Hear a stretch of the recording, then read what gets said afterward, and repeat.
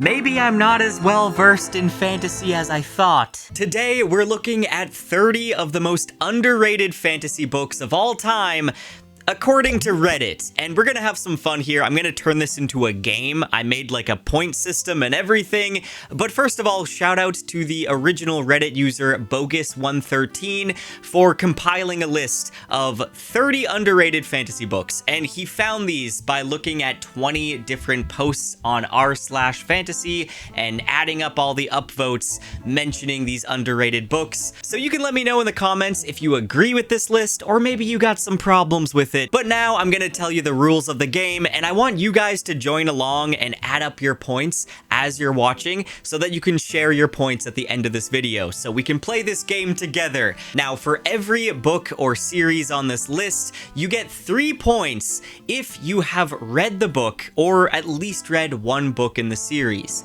You get 2 points if you have heard of it, it's on your radar, maybe you even know what it's about and you can picture the cover, that's 2 points. And then you only get 1 point if it sounds familiar to you, but you can't picture the cover, you don't really know what it's about, it just sounds familiar. 0 points if Reddit has absolutely blindsided you and you have never heard of the book. Because there's 30 entries in total, that means the maximum amount of points you can get is 90 points. And for fun, I'm gonna have different ranks depending on how many points you get. So let me know your rank and how many points you got in the comments. If there's some on here that I don't recognize at all, just let me know if they're books I need to read. But before getting into it, what scores all the points is today's sponsor, Into the AM, who are having their biggest sale of the year. Their Cyber Monday sale runs from December 1st to the 7th, and you can get up to 60% off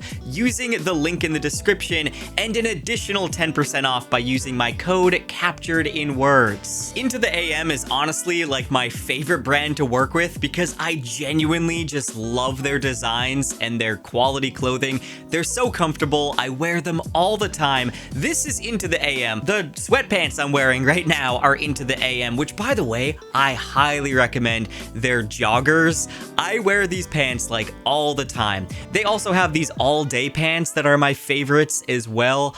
Highly recommend checking those out. But maybe you're looking for some graphic tees or a hoodie or a flannel or polo.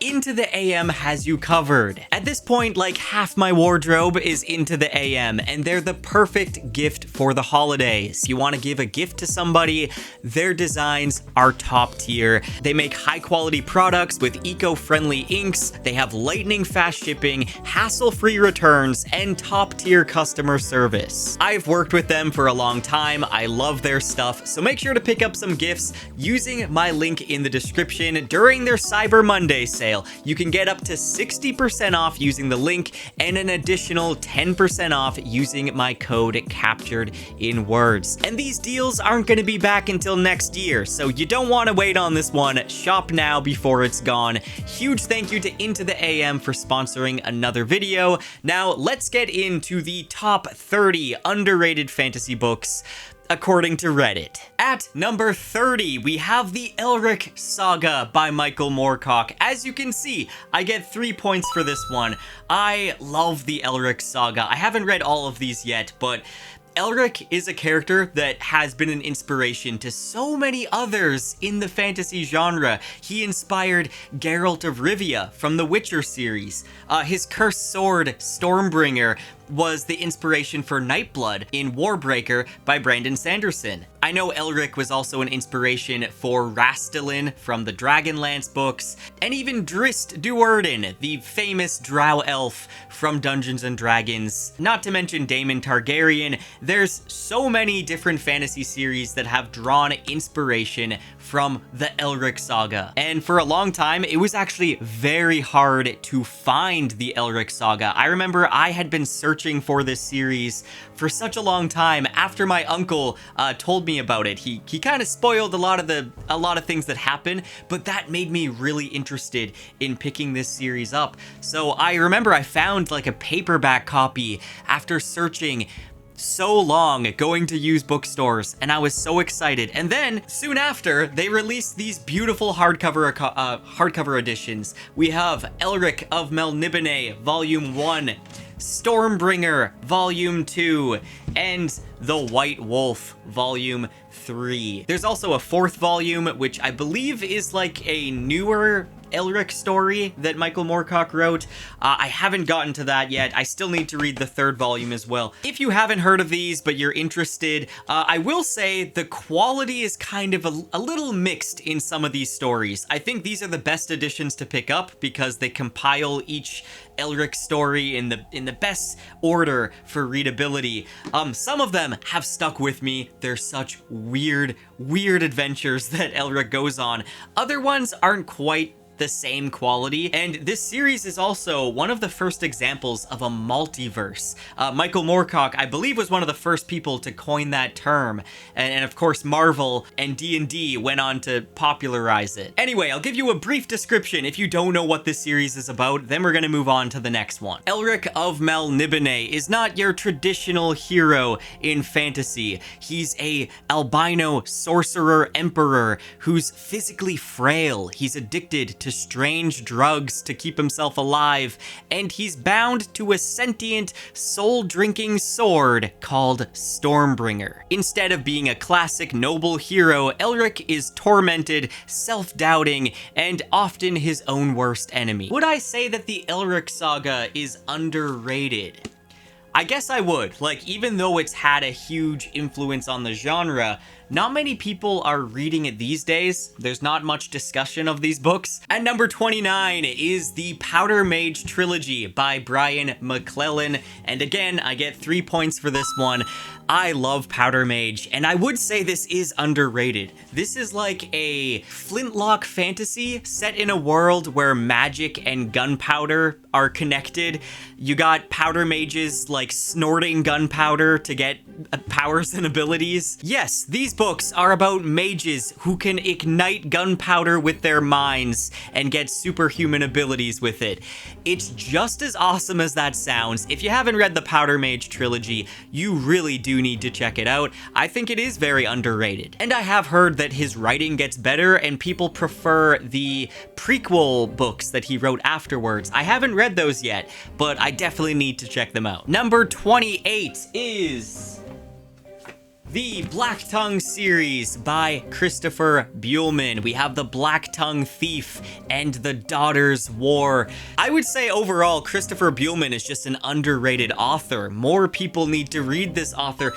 As much as I love these books, these are very good. Another underrated book, which I don't believe is on this list, so I'm just gonna mention it now. I mean, you guys have probably already heard me talk about this for a while now, but Between Two Fires by Christopher Buehlman. This is medieval horror set during the Black Death in Paris, and it is such a great book. One of my favorites. But yeah, the Black Tongue series. I don't know why this isn't up there with some of the most popular modern fantasy series. It's very, very good. I feel like anybody who likes Joe Abercrombie really needs to check these out. It's got less magic and is more realistic. It's very gritty and violent. There's some great humor in this series as well. Overall, they're very fun. Like, they're very, very fun. And basically, you follow Kinch Na Shinnok, this down-on-his-luck thief who owes money to a thieves guild, and he ends up falling in with this badass knight on a secret mission, trekking through a world full of goblin wars and creepy woods and cults and some genuinely terrifying monsters. Nobody writes goblins quite like Christopher Buehlman. Yeah, I would say this definitely belongs on an underrated list. Number 27 is The Stone and the Flute by Hans Beeman. I don't know what this is. I have never heard of this. I haven't heard of the author either. No clue. I'm gonna look it up right now so that I can maybe tell you guys what it's about. Setting out to find his grandfather, listener carries with him a mysterious stone which takes him far away to do great harm. But through the magical powers of the stone and his grandfather's flute, he also comes to find happiness and to possess a power greater than life itself. Okay, so this looks like it was a German fantasy book published in 1983, and it's been translated into English. I think this Goodreads review might have convinced me to check this book out. I have already read some of the best literature masterworks of the world, but have to admit that this book was the greatest thing I have ever read. I would rate it as the story I always wished to write, and Hans Beeman did it in the best imaginable way. That's very high praise. I guess I really need to read this one. I have never heard of it, so I get 0 points for this one. Number 26 is the Dark Rising series, or the Dark is Rising series by Susan Cooper. I know of this series. I've heard of it. I believe there's like a horse on the cover. I swear I have seen these at the used bookstore I always go to, and I've been interested. I've heard people talk about it. I don't know what it's about though. I really don't. So I'm gonna have to give myself 1 point for this one. Let me look up what this series is about. The Dark is Rising features Will Stanton, age 11, who learns on his birthday that he is one of an ancient magical people called Old Ones, and is destined to wield the powers of the light in the ancient struggle with the dark. This is a 5-book series for older kids and young adults. This sounds like something I would have grown up with and read, but I never grew up with this one. Let me know if you guys read this one growing up. Man, I feel like I'm gonna be on a losing streak now, because this next one, 25, The Winged Histories by Sophia Samatar.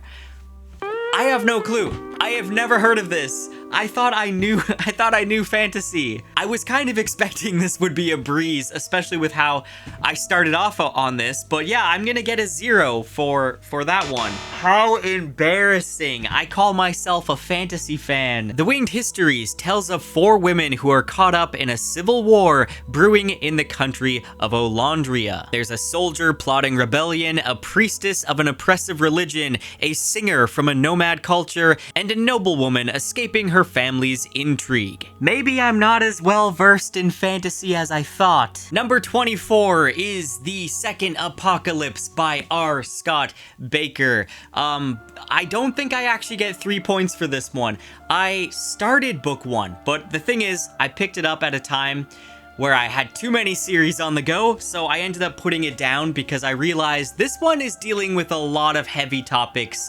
I need to read this one when I can give it the attention it deserves. So I put it down, and I do want to pick it back up again at some point because I have heard really great things about this. I actually watched a review by Philip Chase that made me very, very interested in diving into this series. So I am going to finish these at some point, but for now, I guess I get 2 points.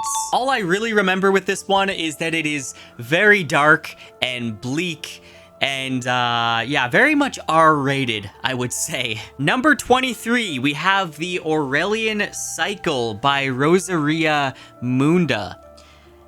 The Aurelian Cycle. 2 hours later. The Aurelian Cycle. Why does it sounds familiar to me, but I can't picture anything. I can't picture the covers at all.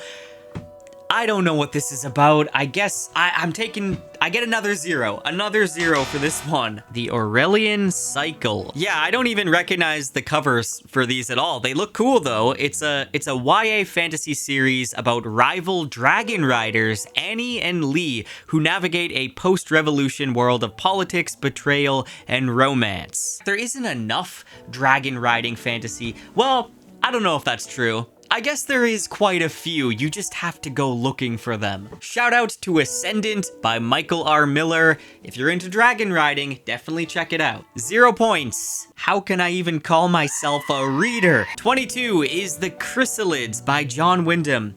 I have heard of The Chrysalids. Oh man, I have heard of this. I thought it was sci-fi. The Chrysalids, okay. I know it has a trippy cover. I know that much. Ah, The Chrysalids. Do I know anything about it? I'm kind of picturing it as being similar to like Annihilation, like the Southern Reach trilogy, right? It's not Jeff Vandermeer, it's John Wyndham. I don't know what this book is about, so I think I do want to make that a hard rule for the 2-point system. I believe so. I believe that's what I said at the beginning of this video. So I get 1 point for The Chrysalids. The Chrysalids is a science fiction post-nuclear apocalypse story of genetic mutation in a devastated world and explores the lengths the intolerant will go to keep themselves pure. It's kind of reminding me of Oryx and Crake by Margaret Atwood. Okay, I guess I need to read The Chrysalids. It's not, I wouldn't put this in a fantasy underrated list, but here it is. Number 21 is the 7th Tower series by Garth Nix. Yes, I have read these. Actually, I grew up reading these. I got these at like the Scholastic Book Fair. These are my original copies, and I loved The Fall, book 1. I remember I reread this book like probably 4 times. I'm a big fan of Garth Nix's writing. I don't know how I lost the 3rd book, but this is actually such a great series, and Garth Nix is an author that really deserves more love. The Keys to the Kingdom is another great Garth Nix series. Let me know if you've read this one or if you've read the 7th Tower. Of course, Sabriel is one of my all-time favorite books. I love the Old Kingdom series. I just put this on my top 10 fantasy trilogies video, so if you want to check that video out, you can hear me talk about this series more because I love Sabriel. But yeah, the 7th Tower, I would say, is definitely an underrated fantasy series. Basically, the 7th Tower is a young adult series that's set in a world that's permanently dark because a magical veil blocks out the sun. You've got 2 main characters, Tal, a boy from a ruling class who lives in a giant castle of 7 towers powered by magical sunstones. And then there's Milla, a warrior from the icy wastelands below. They're from totally different cultures, they kind of hate each other at the beginning, and they kind of get forced into this uneasy team up to figure out what's really going on with the veil, the castle, and the shadows that are creeping around the world. It's a really good series. I actually wouldn't mind rereading these because it's been a long time. Let me know if you've read Garth Nix and what your favorite books by him are, because he is an underrated author. At number 20, we have Ash and Sand series by Richard Nell. Ash and Sand. 6.5 hours later. And Ash and Sand. This sounds like it's a desert fantasy, like a desert setting. I love desert settings in fantasy. I grew up with Final Fantasy XII, which I feel like is such an underrated Final Fantasy game. It was one of my favorites growing up, and that's probably why I love desert settings. Ash and Sand. I can only think of the Shattered Sand series, but that's not it. Ash and Sand, man. Okay, I'm gonna have to take a 0 for this one as well. Let's see if I recognize these books. Oh, I have seen these. I have seen these books.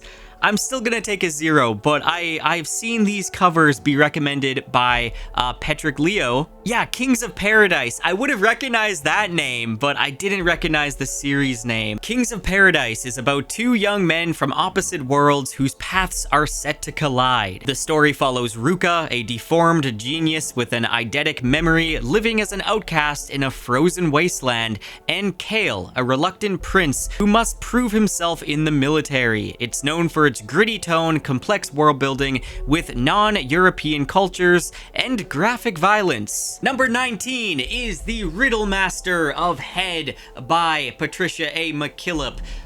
Again, such a great trilogy. This is one that I put on my top 10 trilogies video just recently, and I am a big fan of Patricia A. McKillop. I think she is one of the most beautiful and talented writers out there, and not enough people have read her books. The Forgotten Beasts of Eld as well is one of my favorites, but there is something very special about this trilogy. It's just so beautiful and poetic, but also mysterious. And mysterious in the case where you don't exactly know what's going on all the time. You're just kind of going along with the ride. If you love just beautiful literature, beautiful fantasy, that's like thought-provoking and has really great emotional moments to it, you definitely need to read the Riddlemaster trilogy. And yeah, I would definitely say it's underrated. It's an underrated gem. I'm really surprised there hasn't been like a beautiful bind-up edition of this trilogy with like artwork and stuff. It seems like a trilogy that deserves that. Like, this deserves a brand new edition to be introduced to a new generation of readers, and I really hope it will get that one day. Let me know if you've read the Riddlemaster trilogy, the Lioness series by Jack Vance. I really need to dive into more Jack Vance because just last year, I believe, was when I read the Dying Earth books, and I love Dying Earth. Lioness, I have heard of. I've heard of this one. Can I picture the cover? Oh man. Does it have a female lion on it? I don't think so. And I don't think I know what this one's about, which is probably a shame. I've heard this one talked about in the fantasy community. Unfortunately, I guess I'm guilty of overlooking it because I don't know what it's about. I can't picture the cover. So I'm gonna give myself 1 point for this one. I've heard of it. I like Jack Vance. I've read some of his other books, but I can't quite picture what this one's about. It's set in the mythical Elder Isles, a world of magic, chivalry, and political intrigue where powerful kings and scheming magicians clash. The story follows multiple generations of a royal family, beginning with the King Casimir of Lyonesse and his daughter Soldrin, and their intertwined fates with Prince Elias. Yeah, like I thought, it sounds awesome. It sounds like something I need to read. Let me know if I need to check out the am I saying it wrong? Lioness? Leoness? I don't know. Let me know in the comments. Number 17 is The Black Company by Glenn Cook. If you haven't read the Black Company series, this was basically one of the origin, like, grimdark stories. This was grimdark before it became very mainstream. And in this series, you're not following kings or chosen ones. You're following a mercenary group that's basically working for a very evil entity. They fight for this dark sorceress simply called the Lady, and it kind of reads as like a diary entry during war times. It's muddy and cynical, definitely like morally gray characters. Gallows humor is the best. Also, there's magic that's kind of treated like artillery, and one thing I definitely really enjoyed about these books is just how lived in this world feels, and it feels very realistic. Obviously, if you're a fan of grimdark stories like The Broken Empire by Mark Lawrence, or First Law by Joe Abercrombie, or even Game of Thrones, you definitely need to read the Black Company books. They're very good. And number 16, another amazing trilogy. Again, I just mentioned this one in my last video, my top 10 fantasy trilogies. This I put as an honorable mention, and that is the Cold Fire trilogy by C.S. Friedman. These books are so unique. I was originally just drawn in by the covers. These have some of the best covers that I've ever seen. Like, so badass. And, I mean, it makes sense because this character right here is one of the most badass characters in fantasy. If you haven't heard of the Cold Fire trilogy, I wouldn't be surprised. This is definitely like a hidden gem. I don't think it got as much recognition as it should have gotten because it's really good. And again, this is almost like an origin of the grimdark genre because it does have a lot of grimdark elements in this. This is like an eerie science fiction fantasy. It's set on a distant planet that humans went to colonize, and basically the humans here on this planet, their fears literally shape reality. Like, their nightmares come to life, all because of this like fae that exists on the planet. And I'm not talking like romantasy fae. It's not that kind of fae. Basically, we follow a priest of a new religion that has to team up with one of the coolest anti-heroes in fantasy, Gerard Tarrant, or Gerald, no, not Gerald, Gerald Tarrant, I believe is how you say it. And he is this like immortal, gothic, utterly terrifying sorcerer who has made a pact with the dark energy of the planet. And yeah, he's like a highlight of the series for me, and I highly recommend checking out the Coldfire trilogy. There's a lot of creepy landscapes and strange monsters and philosophical questions about faith and fear and what you're willing to sacrifice for power. If you like moody, haunting fantasy with a bit of like cosmic horror to it, definitely read the Coldfire trilogy. It's very underrated. At 15 is The Deathgate Cycle by Margaret Wise. This series I haven't read. I know it's like a classic, and I always see these books whenever I go to the used bookstore. I always am drawn to these ones because it just seems like a classic fantasy that I really want to read. And I believe it's Margaret Wise and Tracy Hickman who wrote these ones as well as the Dragonlance books, or the beginning Dragonlance books anyway. At number 14, we have Mythigo Wood by Robert Holdstock. This one's been in my TBR pile for a really long time. I don't know why I haven't ever picked it up yet, because especially I love just like weird forest, creepy forest vibes or magical forest in fantasy. And this one, I know it has like a forest that brings myths and legends to life as these magical beings. I don't know a whole lot about this. I know it's kind of trippy. I believe it involves some type of collective consciousness thing in the woods. Let me know if you've read that one. It's been on my TBR for a long time. I probably need to get to it, but I get 2 points for that. Now, moving on to number 13, which is The Dragon Waiting by John M. Ford. The Dragon Waiting. Have I heard of this? I'm trying to picture the cover. Nothing is coming to me. I don't even know that author, I don't think. I get 0 points again. Looks like it's like a classic 80s fantasy. Published in 1983. It's a historical fantasy novel set in an alternate 15th century Europe where the Byzantine Empire is a major power and vampirism is a disease that has led to a vampire duke in Milan. I was not expecting this to be a vampire book at all.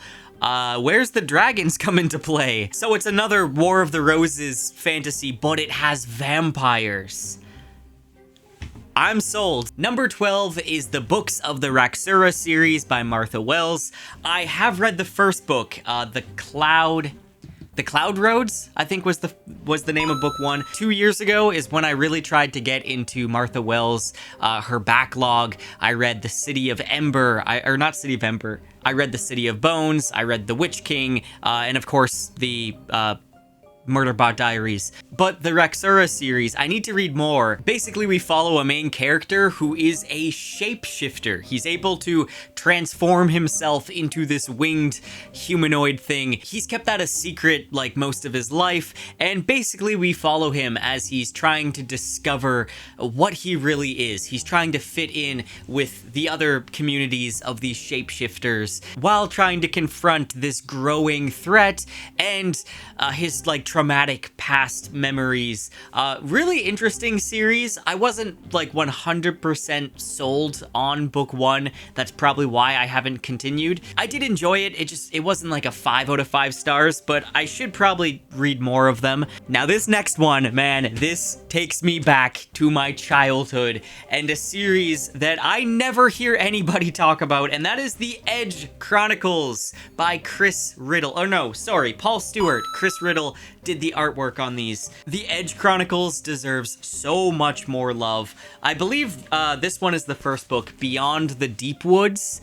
As you can see, this series has a really interesting art style, and this art style is what I was obsessed with as a kid. I still remember the first Edge Chronicles book that I read. I did not read them in order as a kid because I was gifted this for Christmas one day. I was gifted The Winter Nights, and I don't remember what book in the series this is. Who really knows? But I was so fascinated by it because when you open up this book, it has this beautiful detailed map of the edge, and we have the Twilight Woods, the Deep Woods, and then there's like this floating sanctuary, and below the sanctuary is Undertown. It looks like I must have doggy-eared the pages for the maps so I can flip back to them when I was a kid. That is a massive doggy ear. I don't do that anymore. I prefer to not bend the pages, but you know, flipping back to a map, I used to love doing that with these fantasy books. I love a map in a fantasy book,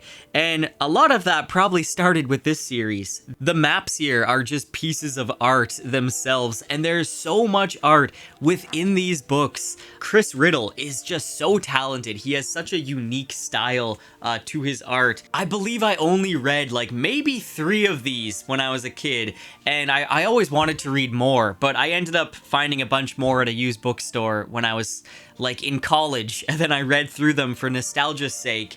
And it's very imaginative stuff. It should be like a classic children's series. I don't understand why this one never really picked up, at least here in Canada. Maybe it's more popular outside of Canada.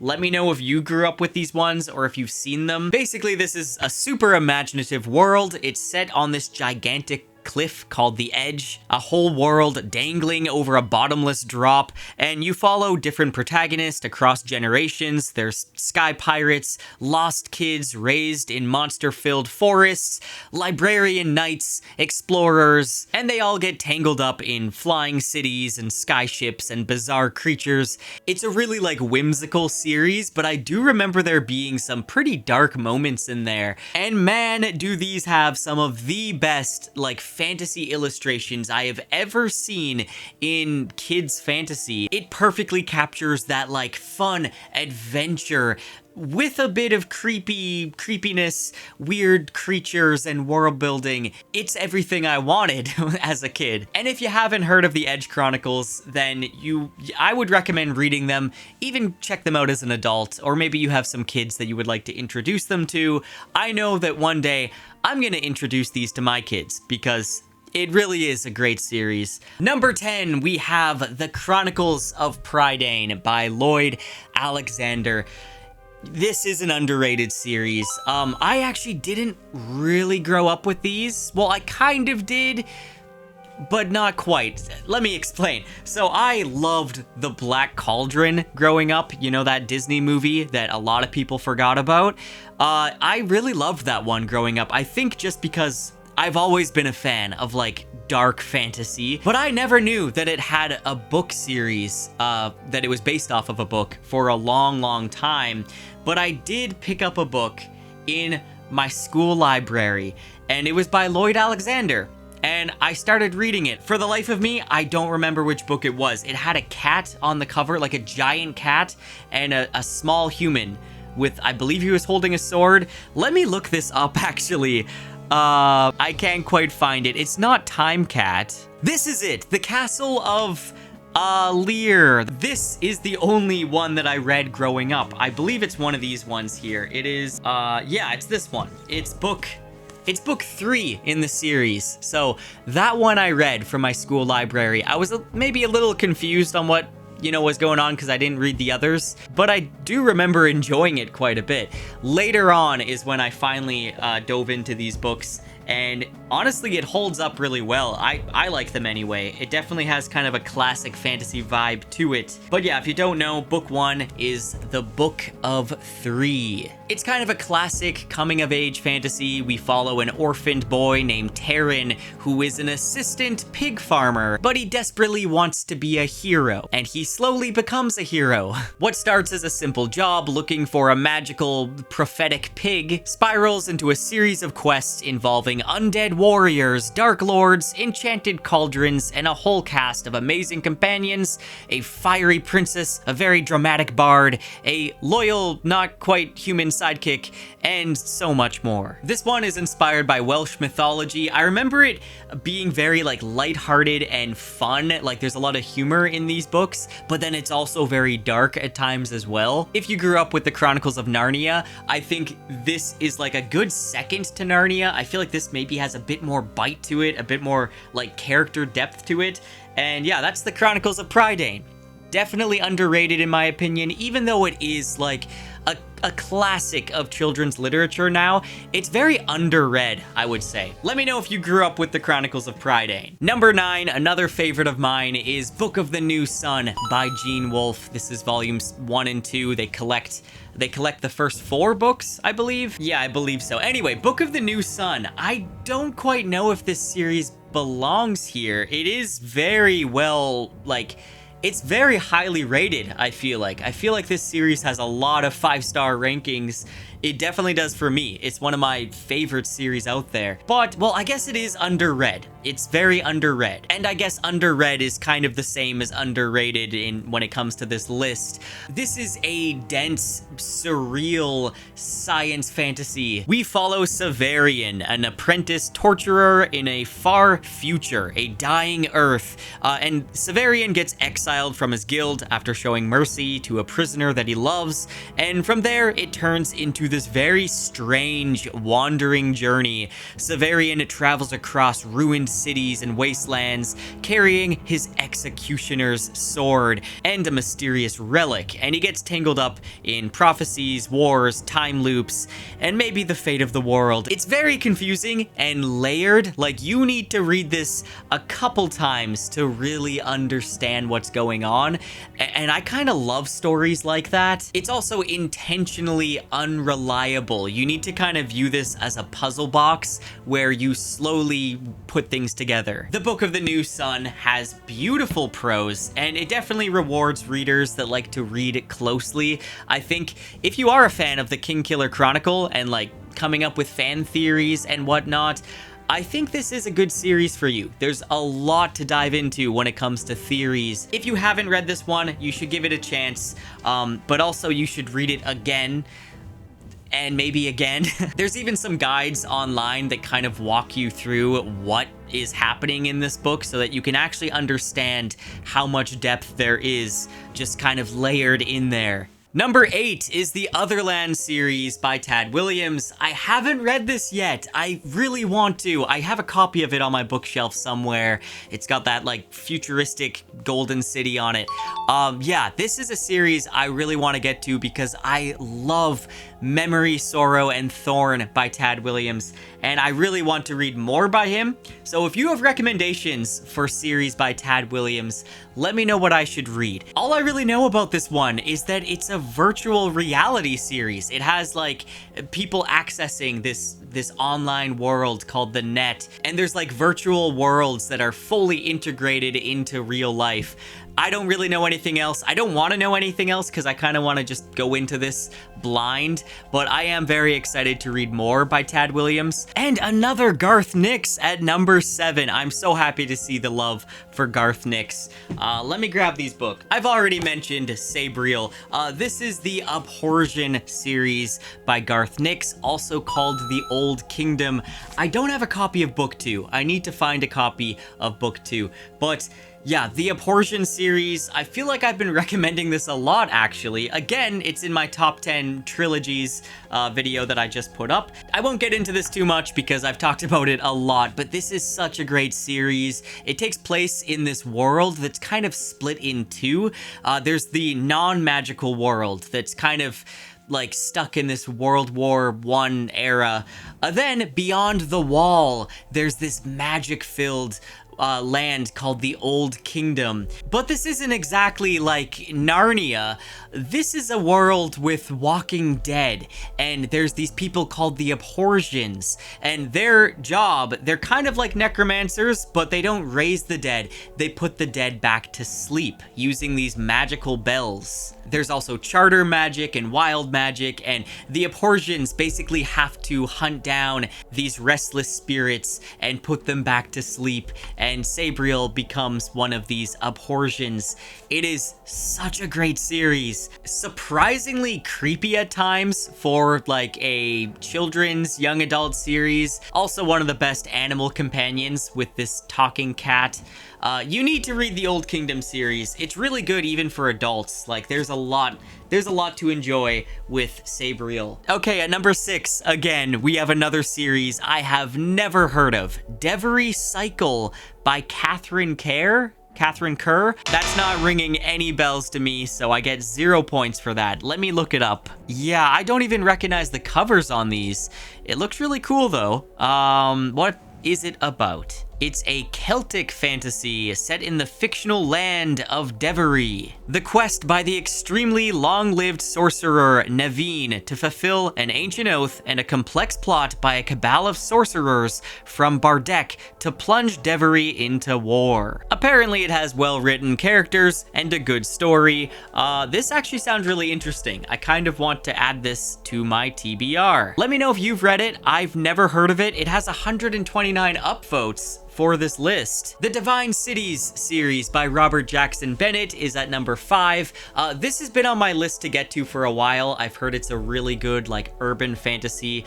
City of Stairs is the first book. It's like an urban fantasy mystery series. It definitely sounds like something I would enjoy, and I've actually been seeing it get a lot of recommendations on YouTube recently, so I definitely need to read this one. So I'm giving myself 2 points for this one, but I really need to read this series. Hopefully in 2026, I'll have time to get to this one. Number 4 is the Dagger and Coin series by Daniel Abraham.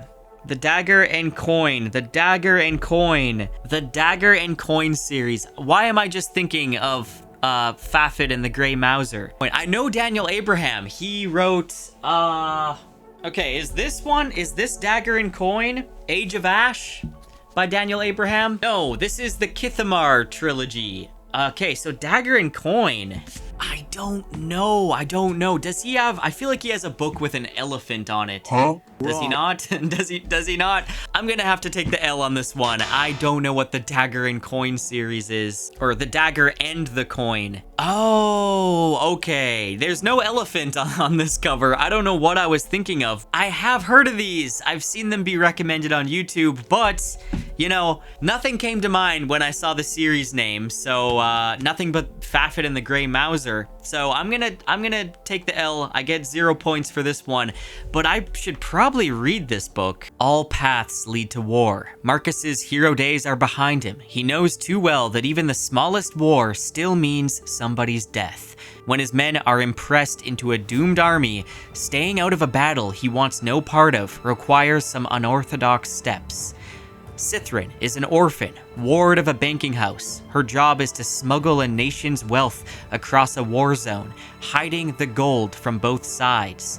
She knows the secret life of commerce like a second language, but the strategies of trade will not defend her from swords. Getter, sole scion of a noble house, has more interest in philosophy than in swordplay. A poor excuse for a soldier, he is a pawn in these games. No one can predict what he will become. Falling pebbles can start a landslide. A spat between the free cities and the severed throne is spiraling out of control. A new player rises from the depths of history, fanning the flames that will sweep the entire region into the dragon's path, the path of war. It sounds really good. Let me know if I should give it a read. It had 172 upvotes as well, so that's quite a bit. At number 3, I'm really happy to see this one. The Vlad Teltos series by Stephen Bruce.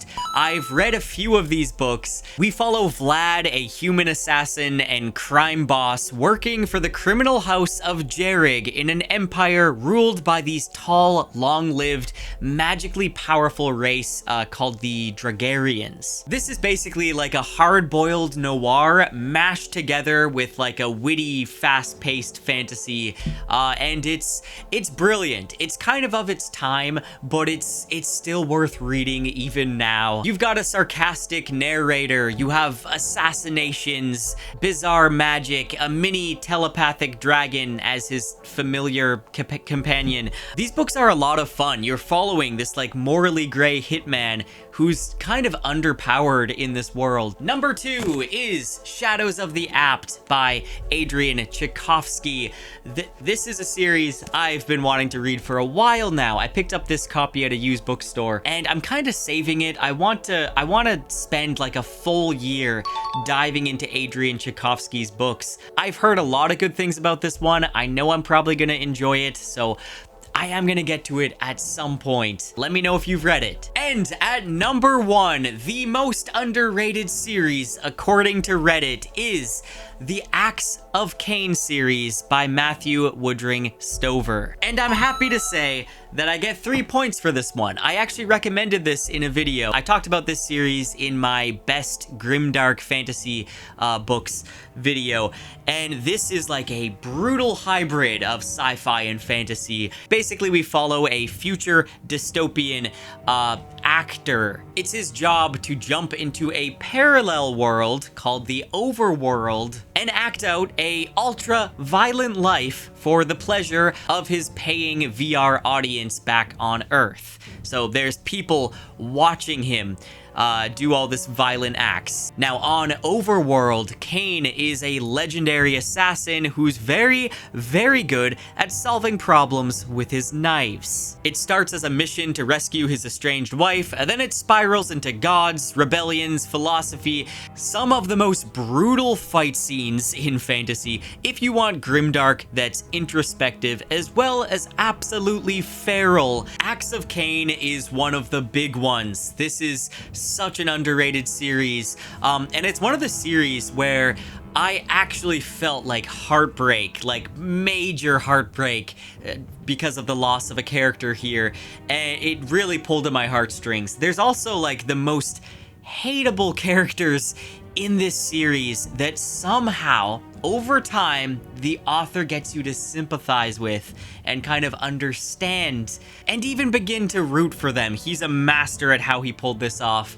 I highly recommend reading The Acts of Cain. It's very underrated. After adding up the points, it looks like I got 54 points, which means my ranking, I am a journeyman of deep cuts. That's my ranking for this list. Let me know what rank you got, how many points you scored on this, and also let me know if you want to see me do something like this again. This was kind of fun, making a game out of it. Yeah, I was very surprised. There's quite a few books on here I have never heard of, so let me know if I should be adding some of these to my TBR. As always, a massive thank you to my patrons, my channel members, people who help out on Ko-fi. That support goes a long way to helping the channel, so thank you so much, and I'll see you guys soon with another video.